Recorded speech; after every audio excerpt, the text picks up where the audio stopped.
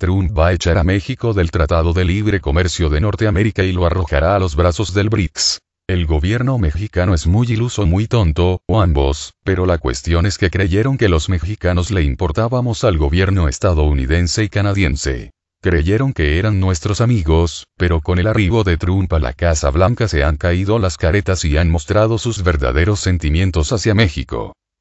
Donald Trump ya advirtió, en más de una ocasión, que no quiere a los mexicanos como socios de los Estados Unidos. Pero en cambio sí quiere a los canadienses como socios y aliados. Y eso es así desde que México es México y Estados Unidos es Estados Unidos. Nunca los gabachos nos han querido como amigos, vecinos o socios, jamás.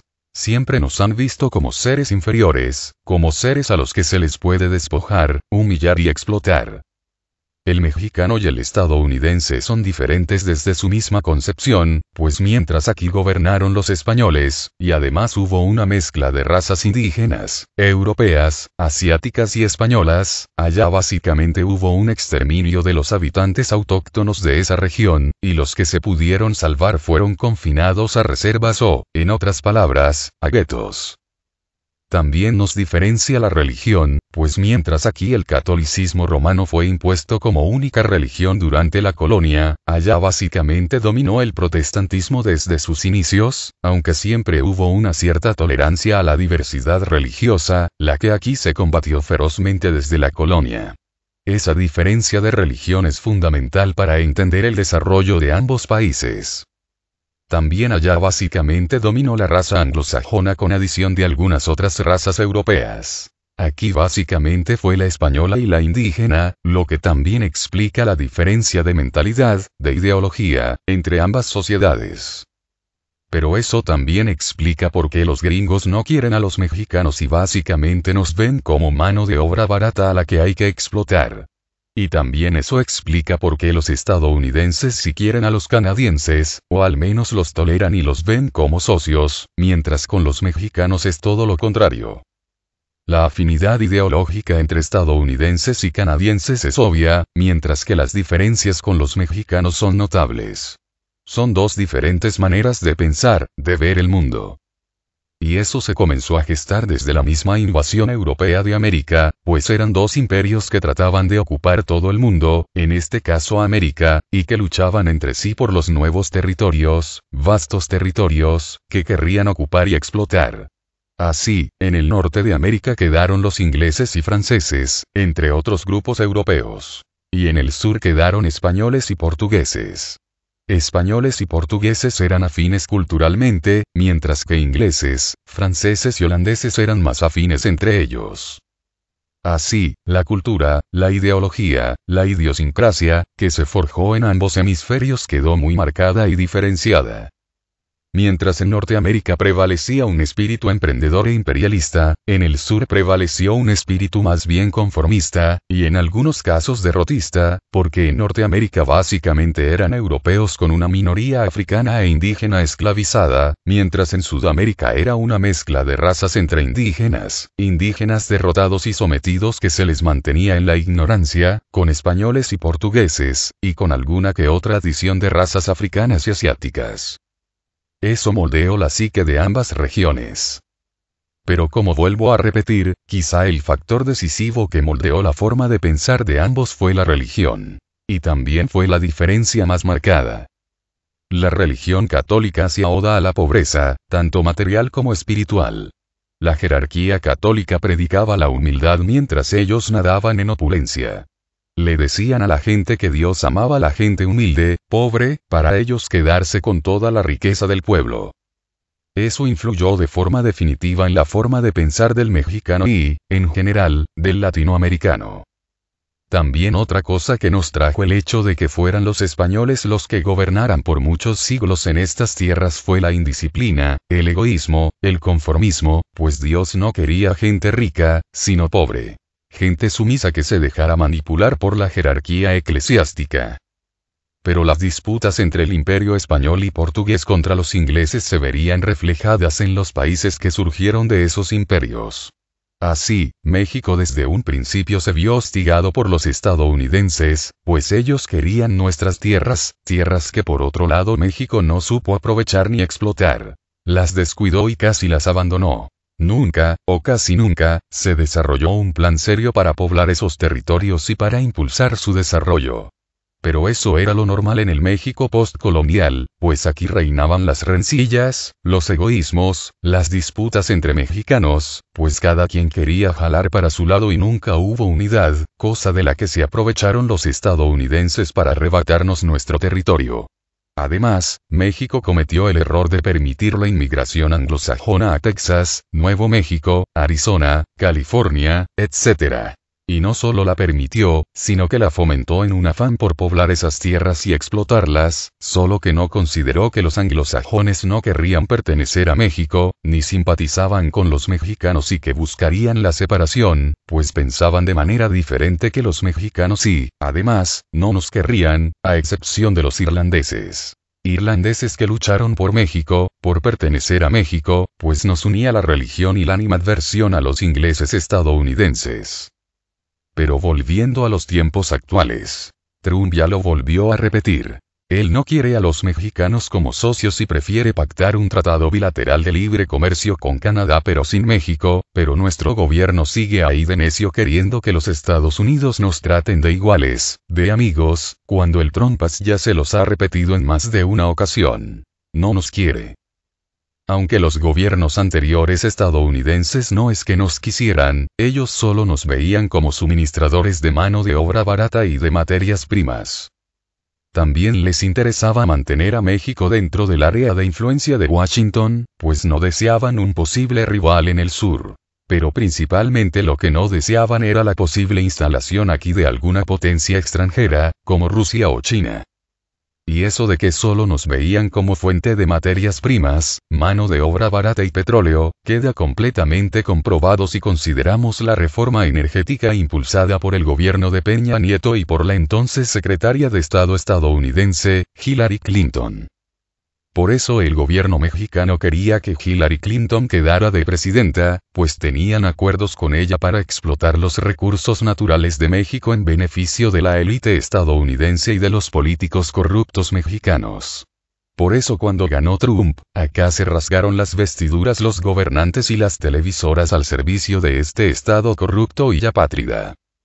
También con el gobierno de Bill Clinton, y después con el de Obama, se pactó un acuerdo de seguridad regional conocido como Iniciativa Mérida, posteriormente renombrado como Alianza para la Seguridad y la Prosperidad de América del Norte, ASPAN.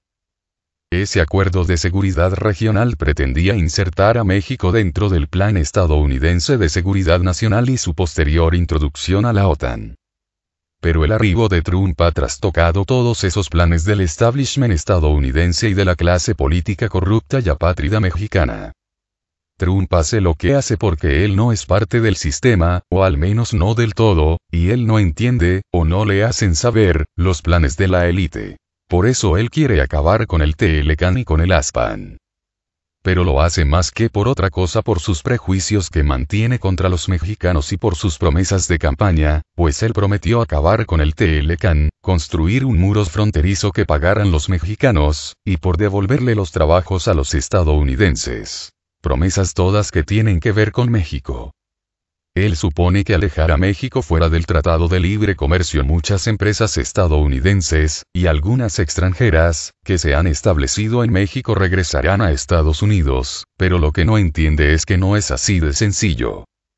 Si las empresas estadounidenses, y de otras partes del mundo, se han establecido en México es por sus bajos salarios, por la disponibilidad de materias primas y energía, y por las facilidades que les brinda el gobierno mexicano.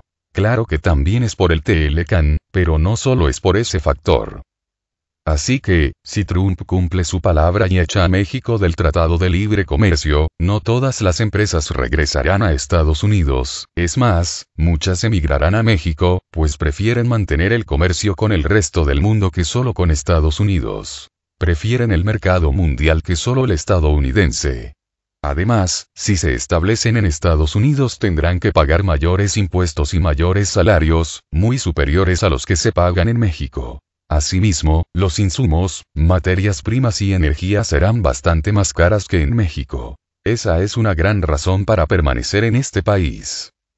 Ese es el motivo de por qué Trump exige como condición para mantener el TLCAN que México homologue sus salarios con los de Estados Unidos y Canadá, para que así el país pierda competitividad con respecto a ellos y de esa manera consideren las empresas regresar a Estados Unidos. Con Canadá no tienen ese problema, pues los precios y salarios son similares a los de Estados Unidos. Esta propuesta, o exigencia, de Trump, sin duda es magnífica para los mexicanos, aunque él la proponga solo por cuestiones económicas que beneficiarán supuestamente a Estados Unidos. Pero parece que los políticos negreros mexicanos no la van a aceptar, con lo cual el tratado comercial está condenado al fracaso. Lástima por los compatriotas que veían una luz para que se les subieran los salarios a un nivel digno, pero estos políticos apátridas mexicanos nos quieren mantener en la pobreza e ignorancia, como siempre ha sido. Pero otra consecuencia que traerá la presidencia de Trump será la salida de México de la esfera de influencia de Washington y su posterior unión a los BRICS. Ya en la pasada reunión de los BRICS en Pekín, donde se acordó la eliminación del dólar estadounidense como moneda de reserva mundial, México participó como observador con opción a formar parte del grupo. Ya entonces el gobierno mexicano preveía lo que iba a pasar con el TLCAN y con Trump, por eso se anticiparon a los hechos y buscaron la alianza con los BRICS. De esta manera se hace oficial la inclusión de México en los BRICS y se inaugura de forma definitiva un nuevo orden financiero mundial. Trump va a traer la ruina para los Estados Unidos, pues por su egoísmo va a perder a un aliado importante, y por su soberbia llevará a los Estados Unidos a una guerra atómica que podría desembocar en una guerra mundial. Esto, desde el inicio de la presidencia de Trump lo anticipé y tal parece que los eventos se dirigen hacia ese desenlace. En el Facebook les pregunté que si querían saber por qué Trump sería una bendición para México, pues esta es la respuesta. Otra cosa que traerá para México Trump será una probable contrarreforma energética, pues los políticos mexicanos buscarán asociarse con los rusos y chinos más que con los estadounidenses. Por lo tanto, anularán la previa reforma energética que contemplaba entregar los recursos naturales y el petróleo del país a las empresas anglosajonas y crearán una contrarreforma para buscar alianzas con los BRICS. Aunque lo mejor, cosa que no entienden los políticos corruptos mexicanos, o sí lo entienden pero les vale, es que los recursos naturales continuarán siendo solo de los mexicanos y, por lo tanto, crear una contrarreforma energética para anular todos los acuerdos vinculantes con el establishment estadounidense y con sus empresas. Así como para modernizar la administración de Pemex y eliminar tanta sanguijuela que chupa de la sangre del país. Aunque las primeras sanguijuelas son precisamente ellos.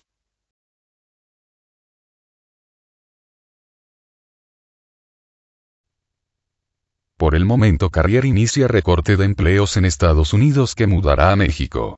Carrier comenzó el recorte de alrededor de 600 empleos en su fábrica de Indianápolis, como parte de un plan previamente anunciado para reubicar la producción de ventiladores, anunció la firma este miércoles.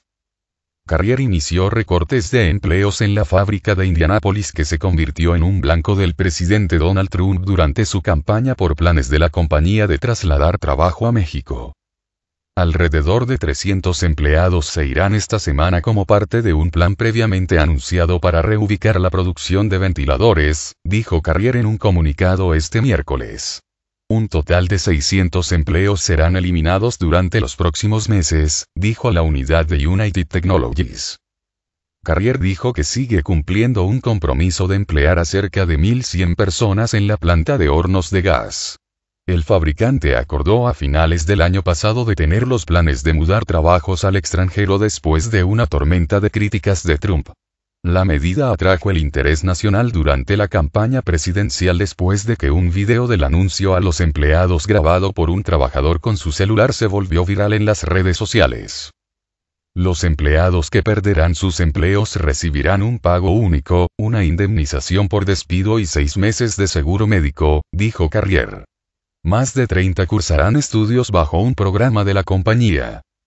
United Technologies también fabrica motores a reacción Pratt & Whitney y elevadores Otis.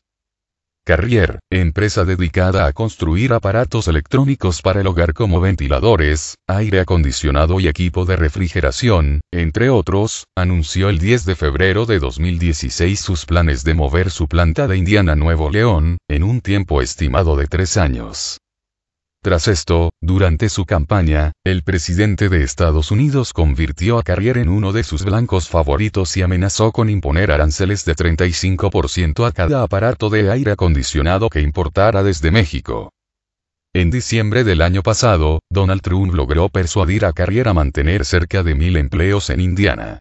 Sin embargo, de acuerdo con información de Bloomberg y The Wall Street Journal, la compañía de todas formas informó que abriría 1.300 plazas en México, 600 de la planta en Indianápolis y otras 700 de una segunda fábrica que cerrará en Huntington, también en Indiana.